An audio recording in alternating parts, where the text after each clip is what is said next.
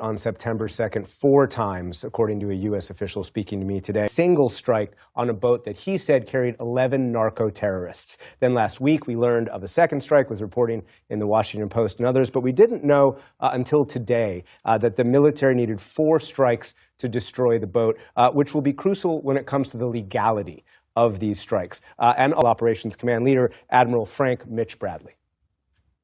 I watched that first strike live.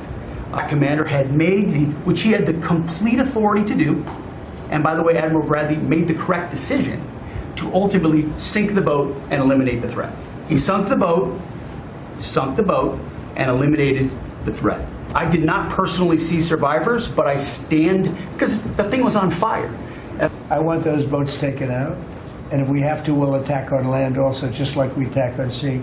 Convention that say people who are at sea who are shipwrecked, even if they are combatants and their ship has been wrecked by a U.S. missile, must be rescued, not targeted. But if their ship is still seaworthy, if they still have communications, if they still are carrying drugs on this boat, well, does that change things? That's the question I posed to Jim McPherson earlier. So we'll assume for our conversation that we are engaged in a legal conflict.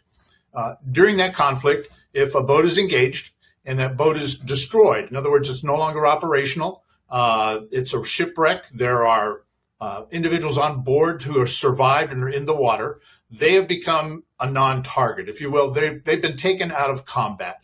They don't have the capability to engage in hostilities. But if that boat was simply hit and was damaged, it's still seaworthy, it's still afloat.